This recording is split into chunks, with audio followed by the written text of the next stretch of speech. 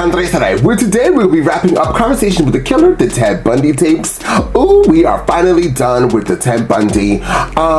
So I'm like shocked at everything that has been happening thus far dealing with this killer. I couldn't believe how many times he's actually escaped. I didn't know he even escaped. So that was very interesting to see him escape. The ending of the episode when we got the I guess, what is he, like the DA, sheriff, or somebody important. He announced in front of him, and they let him walk back and forth, but this is a different time, different era. They wouldn't do that now. And so I guess in this episode, we're going to be wrapping it up and see what happens. I don't know if he was put to death. I don't know. This title of this is called Burn Bundy Burn. So yeah, we're gonna see what's gonna happen here. Clearly he was found guilty. Spoilers. I just don't know, did he spend the rest of his life in prison or did they execute him?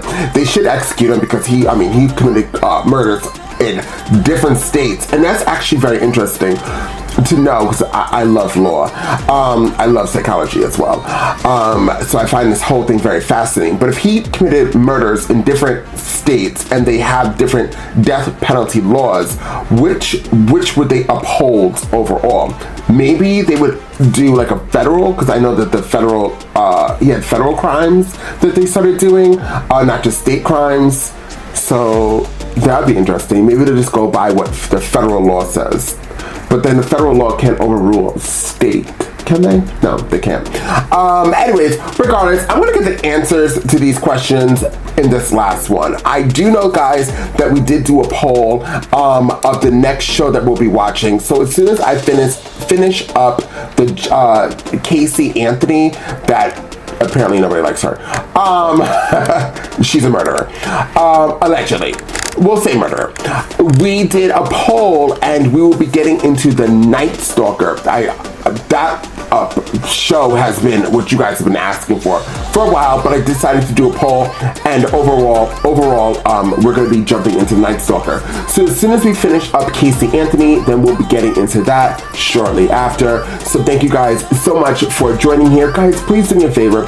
Already, it is free. Please like, share, and comment down below always on these videos, because it does wonders for these videos, and it also reminds me to get on my game and put out more of this true crime content for y'all. So thank you guys so much for joining me. Now let's jump into this. This is going to be a full reaction for my entire platform here on the YouTube platform, as well as my other platform, Patreon. So guys, please sign up to those platforms and help support the channel. Today, I have a whole speech I have to do before the video, clearly. Now with that being said, let's jump into this Ted Bundy Conversations with a Killer, and let's find out exactly what this documentary has got to give. Listen up, please. Hold it down. You have a tape or a package that's ready to feed. Bring it to the feed point. Keep your pieces short so that we can all get on the air. Larry Warren reporting live from Ted Bundy's double murder trial.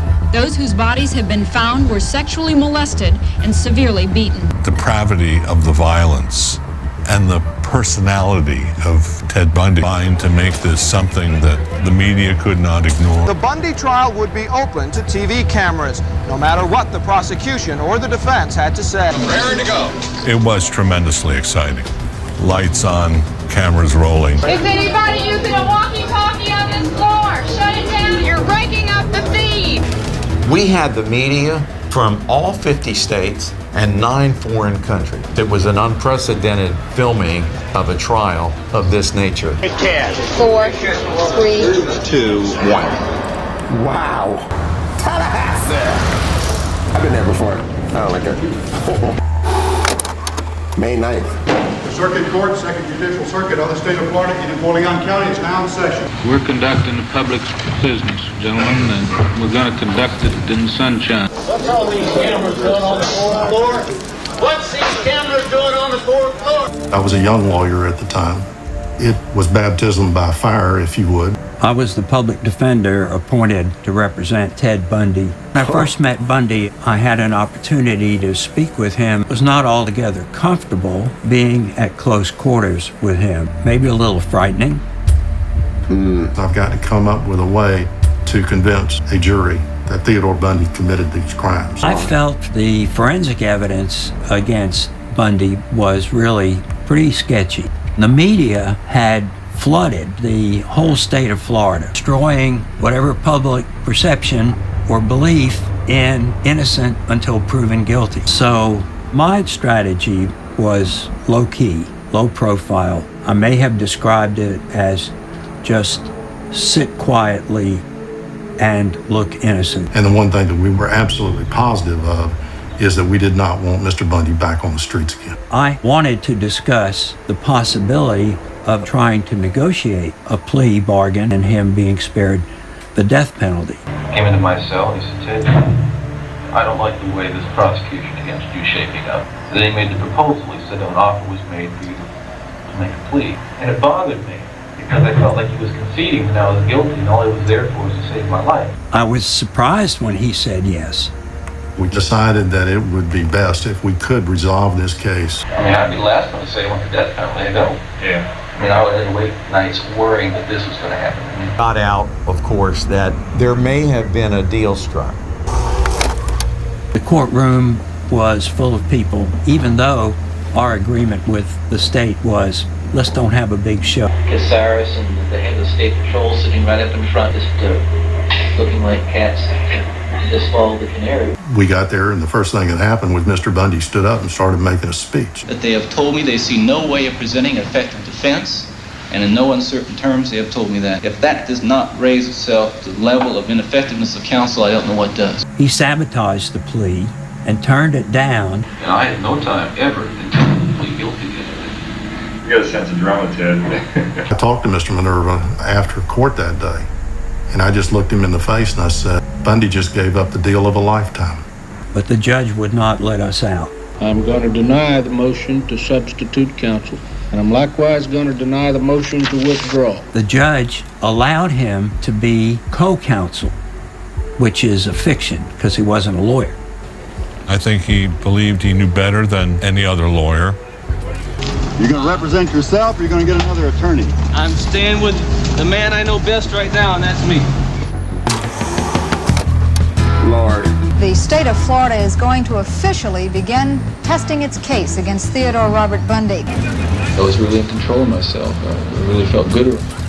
There was just no problem. So cocky, so arrogant. Hear ye. This honorable Supreme Court of the And there's a new member on the defense team, Attorney Margaret Good. I was just a run-of-the-mill, idealistic young criminal defense lawyer. When asked to do a very difficult job, said, yes, I'll do it. It's a basic principle of our law that you don't try a person when they are incompetent. And we did have a competency hearing.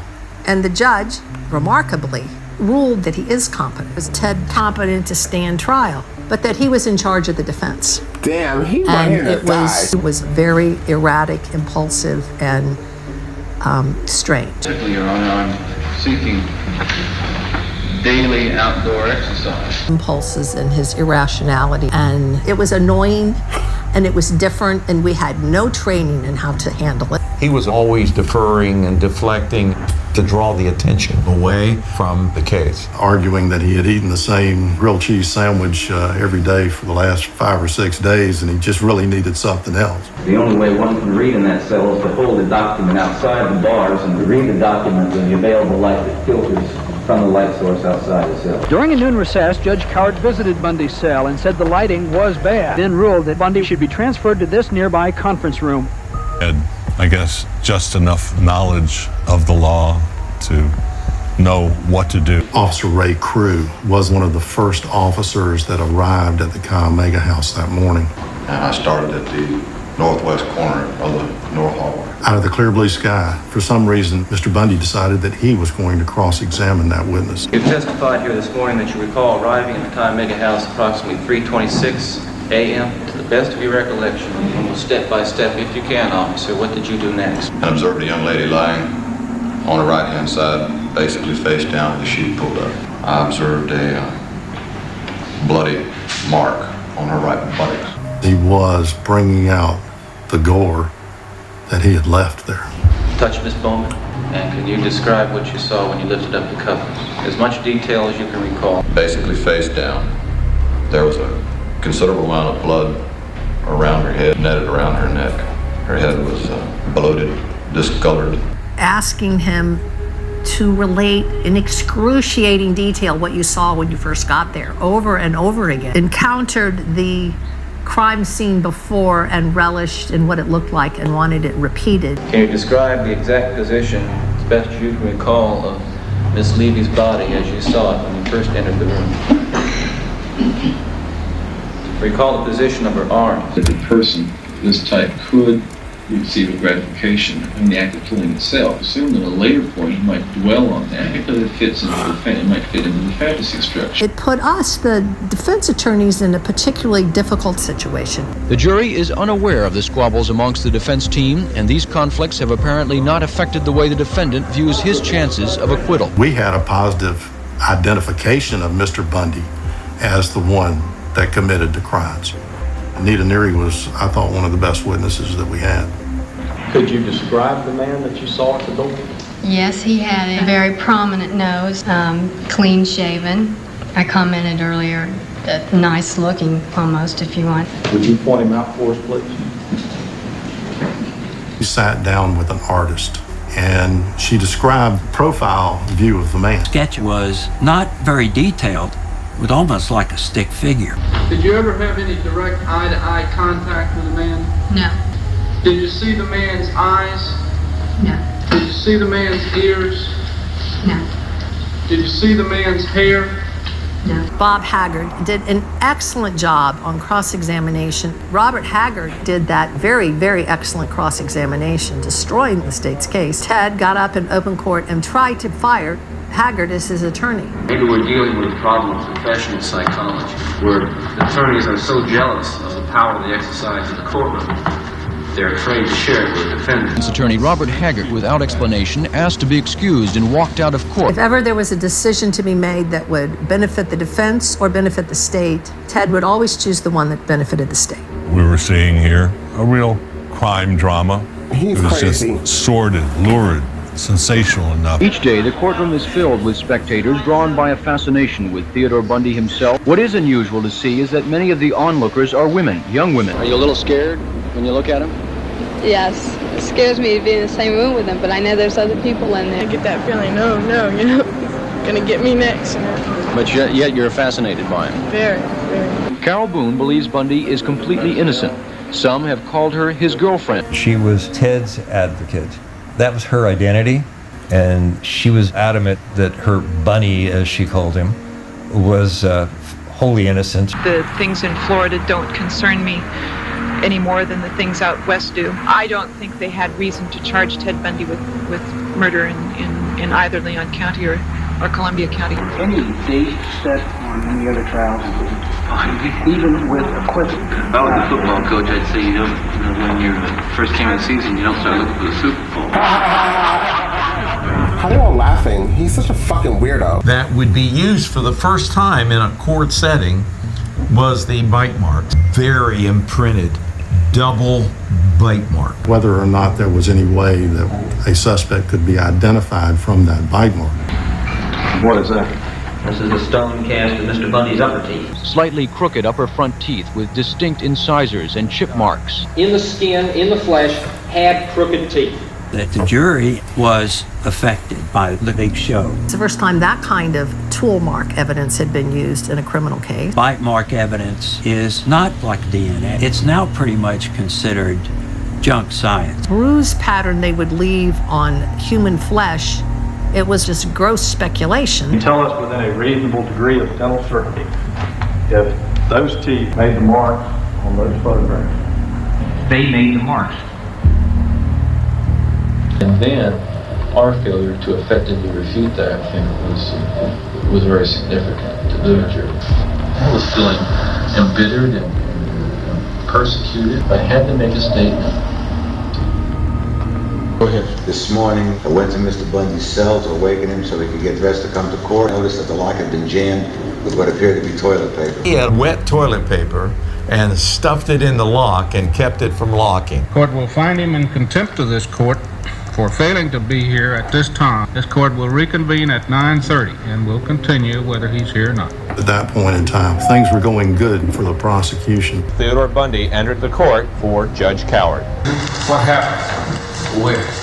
You mean in the jail? I want to tell you something, young man, and I want to tell you clearly and unequivocally so you understand. This court is not going to follow your schedule. The court has already found you in contempt of this court. Be forewarned, I'm not tolerating any more of this. Tell me how I can hold the jail in contempt and You can quit breaking lights. which are causing me stress, which this court is not aware of. It's an attempt by the system, I think, to coerce me, to wear me down. Don't shake your finger at me, young man. Don't shake your finger at me, young man. Fine, you can shake it at Mr. Haggard. This railroad train may be running, Your Honor, but if I want to get off, I'll get off. That there are things happening outside this courtroom. They're influencing and affecting me. If you say whoa, I'm going to be using spurs and overcome that whoa. And this court is going to proceed on schedule. Bless your heart, I just hope you stay with us. I'm not going to try to please people. I hold my head high, I believe in myself, and Lord knows I'm the first and foremost person who has the personal and intimate knowledge that it couldn't be me, that it's not me, that I'm innocent. That judge let him know what time it was. So we'll now be making their closing argument. The evidence in this case presents many reasonable doubts. It can put a man's life on the line because they say he has crooked teeth. A man's life could be taken from him because 12 people thought that he was probably guilty. The jury would find a reasonable doubt and find that this evidence was insufficient and find him not guilty of first-degree murder. This man premeditated this murder. He knew what he was going to do before he did it. The same amount of mercy that he gave Lisa Leedon and Margaret Bone was absolutely none. I hope he will be acquitted. I can't say I'm confident. Deliberating for 6.5 hours, the jury returned to the courtroom. He's not attractive. I don't know why everybody keeps saying he's attractive. Look at this creepy girl. She's arrested. Oh, okay. I have Georgia. Here we go. The circuit called up the Second Judicial Circuit in Napoleon County, Florida. With the jury at Miami-Dade County, Florida, this 24th day of July, AD. Murder in the first degree upon one Margaret Bowman. Guilty as charged. When the verdict came in, Ted, his demeanor, his expression was completely different. That he did not have a rational understanding of the proceedings or what was happening to him or what was about to happen to him. Crime that is a capital offense in the state of Florida, a crime for which he can be sent to the electric chair. We're very satisfied with what verdict we did get in this case. We knew that a lot of people were pulling for us to win that case. Needless to say, I think the jury is totally wrong. Now, how could you consider all those momentous decisions in 6 hours? It's just impossible. The family will be devastated by this, but we stick behind him because we know he's not guilty, as do all his friends. But it was the defendant's mother, Louise Bundy, who made the most impassioned plea for her son's life. My Christian upbringing tells me that to take another's life under any circumstances is wrong. It can be very useful in many ways to many people. Living gone from us would be like taking a part of all of us, throwing it away. In that they were extremely wicked, shockingly evil, inflict a high degree of pain and utter indifference to human life. The advisory sentence rendered by the jury does hereby impose the death penalty. Take care of yourself, young man. Thank you. I say that to you sincerely. Total waste, I think, of humanity that I've experienced in this court. You're a bright young man. You went another way, partner. Take care of yourself. Saturday morning at 10 o'clock. Everybody remain seated. The judge is out. I'm tired, sad, and even now I am both fascinated with and angry at myself. There is yet another case titled The State of Florida versus Theodore Robert Bundy. City schoolgirl Kimberly Leach. Oh, they're going to go through each single one. People criticize us, saying, why are you wasting the county's money prosecuting him when he's already got the death penalty, to make certain that he was executed. It was an eyewitness that saw Bundy loading Kim Leach into the white van. The blood type was the same as Kim's blood type. Fibers from Bundy's blue blazer was found on Kim's clothing. Shoe tracks. Bundy defended himself, and that did not go over well with the jury. Impromptu wedding ceremony What? Between him and one of his witnesses. Acting as his own lawyer, Bundy questioned her about his character. Then the convicted man popped the question. Carol, do you want to marry me? Bundy went on questioning Boone. The prosecution called the marriage proposal a charade. I thought at the time this was simply a ploy. How could you possibly vote for this wedding? The death penalty on my wedding day? He spread his arms out like this and compared himself to Jesus with the jury. Didn't appreciate it at all. I had been sweating bullets until the judge called us back into the courtroom. Do Theodore Robert Bundy be adjudicated guilty of murder in the first degree? Yes. Bundy sat with his back to the judge during the reading of the recommendation. What is the jury? Tell the jury that they were wrong. Wait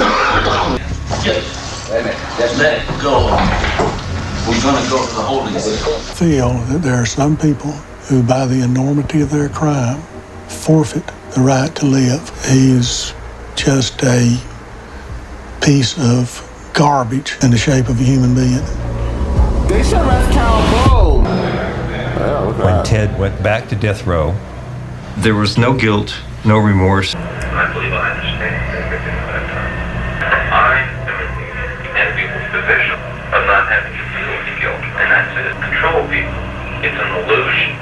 It's this kind of social control mechanism, and it's very unhealthy. I smoked a lot of weed, and I have never in my life been so fucked up. Wife Carol would take drugs into Ted vaginally, and then he would take the drugs back to his cell rectally. Ted and Carol were the French expression folie à deux.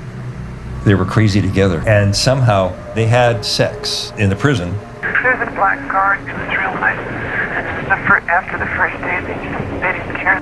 And they built this little family on death row. This convicted killer, who fathered a daughter, tried to have a semblance of family life with daughter, stepson, and wife. Because people throughout North America really are, to one degree or another, know about Ted Bundy. I was interested in putting Ted in my rearview mirror. Last time I talked to Ted, we said we're going to publish a book. He said, I don't care what you say as long as it sells. I was heartily sick of what I was hearing. I was sick of Ted. Sometimes we'd come out of that prison and would be actually sick. I just was tired of Ted Bundy. The book was about finished, and we felt a responsibility to his mother and stepfather to tell them what Ted had been saying to us. Louise is sitting next to the tape recorder. I'm sitting next to Louise, and Ted comes on, his voice comes on, and he's talking about murder. And Louise starts making these little sounds, like a little mouse sounds, little squeaks. So we turned off the tape recorder, and she stood up and she said, "Who's for apple pie and ice cream?" Wow. So the nation's worst mass murderers may yet make a contribution to society. Help the FBI build a composite picture of the mass killer and his victim. This computer will spot those subtle patterns that they have missed in the past. Agents already have interviewed 38 convicted killers, including Charles Manson. Do they have a Charles Manson we thing got on into Netflix? down from North Carolina. At that time, I had the privilege of joining the first class of full-time profilers in that program to try to understand the thought processes of the perpetrators. We would go in and talk to serial killers, serial child molesters, serial rapists, and Ted Bundy was one of the ones that was chosen. A new type of criminal was emerging, typified by Ted Bundy. We're learning these people are good at what they do. They're very good. He had a degree in psychology. He was very bright. He's the Jack the Ripper of the United States. The first time I talked to him, he had been on death row for a number of years. He said, basically, who do you think you are to come down here on death row, pull me out of my cell, and ask me stuff? I said, I want to be better. I want to save lives. I want you to help me. And I said, they want to kill you. He said, the state of Florida wants to kill me. And he said, you'd kill me too, wouldn't you? I wouldn't take pleasure in it, but if it was my job to pull the switch, yeah, you're toast. And said, how many times do you think I've asked that question to other people? They all lied. They all said they thought I should be a survivor. He said, you told the truth. And he would have newspaper clippings of murder cases, some of which I was working, some of which I wasn't even familiar with. He would say, I think the guy would do this, then he'd do that, and I think maybe you guys ought to do this or that. He also talked about leaving evidence behind that had nothing to do with the crime scene that might throw him off. But he also gave us a lot more things to think about. I still wasn't born yet. They could be executed tomorrow, next week, perhaps never. Really? I became Ted Bundy's lawyer in 1986. His execution scheduled, and we need someone to take that case. Preventing the government from killing people in my name was one of the most important things I could do. Convicted murderer Ted Bundy is scheduled to die in Florida's electric chair 1 week from today. The fact that he received inadequate representation in that he was represented by himself. We're hoping to find some clear mental illness that we could use as an issue in the case. Armed guards brought Bundy to the hearing to determine his mental competency. We're talking about competency to stand trial. I knew I wasn't crazy, sane, or incompetent, or anything else. Dr. Dorothy Lewis, the psychiatrist at Yale, was willing to begin neurological testing on him. Then she called me up to say, do you know that your client is manic depressive? He talked in terms of a voice in his head, and this voice would start saying things about women, and Ted controlling his own defense. It was just a sign of his manic episodes. Dr. Lewis was extremely confident that there was something unique about Ted's brain, or even a tumor, in a critical location that blocked his empathy. His scheduled execution in Stark, Florida, convicted killer Ted Bundy won a 24-hour stud. Serial killer Theodore Bundy has escaped the chair once again. The public pressure and the political pressure was unsurmountable. As far as Bundy goes, I hate him, and I do want him to get the electric chair. Bundy's lawyers were trying for a stay of execution in U.S. District Court today, but were turned down this afternoon. We had 2 stays of execution, and in the last case, the Supreme Court denied the stay. Florida Governor Bob Martinez signed a new death warrant. He represents why you have capital punishment. Bundy is scheduled to die in the Florida electric chair on Tuesday. He decided to confess. I'm going to have to tell you and others everything I know with regard to so-called unsolved cases. That by offering to confess, the governor would delay his execution a few years. And I thought it was extremely foolhardy for him to publicly confess. His attorney had called me in Seattle. Please go down, talk to Ted. His purpose in doing this obviously was to extend his life. My job was to kind of encourage him to talk and remind him of things that might be applicable to the case. You've been involved in how many homicides? Oh, we came up with 30. I mean, we added that. Try to summarize what states they were in and what periods of time. California, Oregon, Washington, Idaho, Utah, Colorado, Florida, 73 and 1978. You have an idea of how many were actually buried? 10. 10 burials of the 30, about 30%. Roughly. I'm not sure how many, but you opted to sever the heads from the victims. Perhaps half a dozen. And that's when he told me everything. Can you hear that? It said that the Hawkins girl's head was severed and taken up the road and buried in a location about 10 yards west of the road. He said he was clearing his soul at the end. He wanted me to note that he practiced necrophilia. You know, the truth is terrible. You know, it's terrible. At that point, I was really overcome with emotion. It was over, or we knew it was over. The confessions came as a surprise to Bundy's mother. If he killed all those lovely young women, we have several beautiful daughters of our own. It's a terrible thing. And he wasn't raised that way. This master manipulator will not be allowed to make a mockery of the judicial system. One of this country's most notorious killers will be executed tomorrow morning. The day before the execution of Ted Bundy, we had satellite trucks set up all over the field. There were thousands of people outside. You could hear them inside, even in the inner confines of the prison. Burn, Bundy, burn. Burn, Bundy, burn. And they were setting fireworks off. You hear that out there? And he goes, they're crazy. He said, they think I'm crazy. Listen to all of them. Really, it's a desire of society to take an eye for an eye. Just down the road from the prison, there are even Ted Bundy t-shirts for sale. This one says, "Burn, Bundy, burn." It was almost like a carnival. Mr. Ainsworth, have you been in this morning?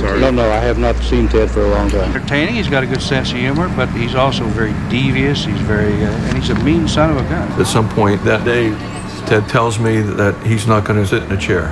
He said, I'm going to die right here. And he was sitting across from me, and he had a pen. He said, I can stick this so far up my artery, it'll squirt in your face. I'm not going to let them kill me. But that particular day, he had the Bible with him, and he was reading scripture. If you think there's a deity upstairs that's going to judge you, you think you're in a position to push the envelope that far? And he just looked at me and said, "You got me again." He's being served for supper tonight a meal of burrito, rice, and salad. Rehearsed his execution on the chair in the office. I said, "You're going to sit down in the chair." I said, "They're going to put shackles on your feet. You're going to feel jolts." There was a great deal of remorse. He wept several times. I've met a lot of men who were motivated to commit violence just like me. Every one of them was deeply involved in pornography without question. I was stunned when he blamed it on pornography. Having access to pornography and doesn't turn us all into serial killers. Blaming on the devil, pornography. I never said it made me do it, but I did as best I could to try to get them to help me. And fired up the generators which power the electric chair. Neither the Supreme Court or governor's office has granted a stay. I got up early to watch it on TV. Floodlights bathed the prison at dawn. I was interested that there were a lot of drunken college kids there. It was an excuse to get drunk and whoop it up. There was a lot of that going on.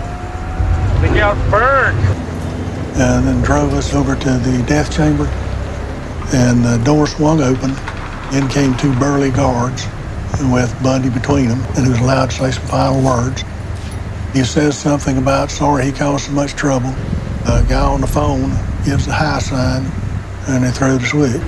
And as the electricity coursed through his body, you could see his fist tighten. I wonder how many throats that fist is tightened around. Unbuttoned the front of his shirt, put a stethoscope to his chest, and finally stepped back and pronounced Bundy dead. I hope I'm never that happy over the death of another human being ever again.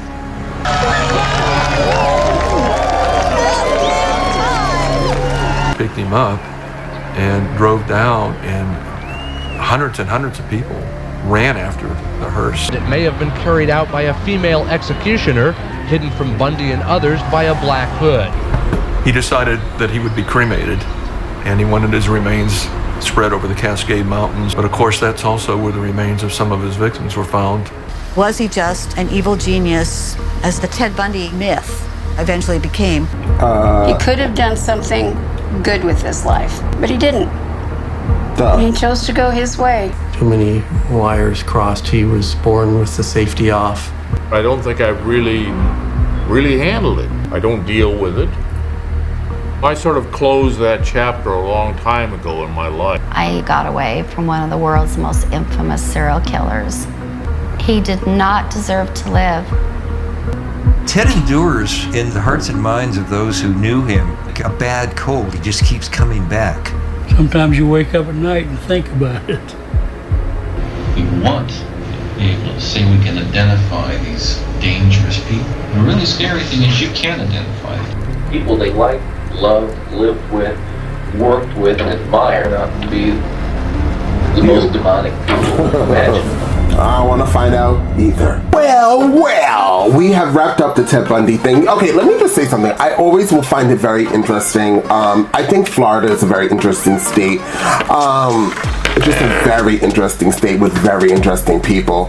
And that's all I'm going to say about that. But anyways, moving on. I understand that Ted Bundy is a murderous killer.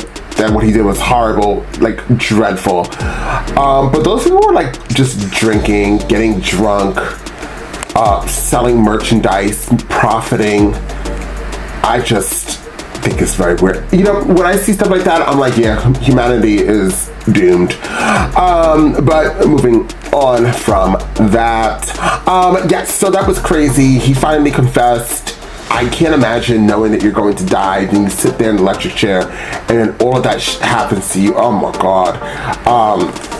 You saw the hearse, you saw all of that, you saw that he finally confessed. I wonder if he confessed because of obviously he's like, yeah, I can't get out of this. There's nothing else I could do. Also, what I found interesting was that judge was just so adamant on letting him defend himself. Knowing, or maybe the judge didn't know, but it kind of seemed like Ted was off his rocker, but he still was like, yeah, go ahead, defend yourself. and you will be a co-leader of your defense. Like, it was just like, ooh, weird. But that judge gathered him together and let him know. And then even the judge's speech at the end, when he sentenced him to death, was kind of like, you know, it kind of gave me the feels. It did. It kind of gave me the feels. Overall, this is a pretty good documentary. I'm ready to close this chapter of Ted Bundy. I didn't know 4 episodes alone. Like, 4 episodes alone dealing with like these murderous killers, it always like sets me aback. It kind of drains my energy. Because I really don't. I'm like a happy-go-lucky person, so sometimes when I watch this stuff, by the ending of this whole thing, I could never do this back-to-back. Stuff like this is different than when I watch Jeffrey Dahmer. How they kind of made it more like I was there. Like, I don't know, it just was different. Actually seeing these people and going through the whole scenario, listening to them, and then seeing what happened at that present moment, it like just drains me. It's like, it just is a lot of different emotions, a lot of different feelings that I feel that I can't really express. I'm just like very lost in the sauce. It's just overall, it's just like a circle, or like a pattern. You know, people, you got a serial killer, gets to jail, goes to murder, death row, people celebrate, and you can see like these people celebrate, like they're like, I don't know, that was like the more eerie part of everything was them. And he said, you think I'm crazy? Listen to them, they're crazy. And I would have to agree with you, they're pretty crazy, all those people. And then who is this Carol lady? Can we find, who is she? I don't want to find her. I don't want to hear her story. But she's weird. That's the problem. She's weird. And where's his child? His child is obviously an adult. Probably what, in the 50s, 60s, 6 years old? The child was born in 1980 something, right? Right? Wasn't 80? Maybe in the 80s. Yeah, that's weird. I don't know. That whole situation and then how they let her just run amok. That lady she needs to be put on medication too. Overall, I realized one thing about this show, and then I'm gonna wrap this up, that a lot of people need to be put on medication because they are cuckoo for Cocoa Puffs, and I am scared. I am a little bit more scared to walk out this door, my front door, than I was before I watched this show. So there's that. That's how I feel. Comment down below, guys. Once again, please like and share this video, and get ready. We're gonna finish up Casey Anthony, and then after that, we're gonna get into that other show, Night Stalker, that you guys are asking for, you guys have been waiting for. We're getting into it, guys. Get ready, buckle up. I don't know what I'm getting myself into, but I'm prepared. And with that being said, I'll see you guys next time with more true crime.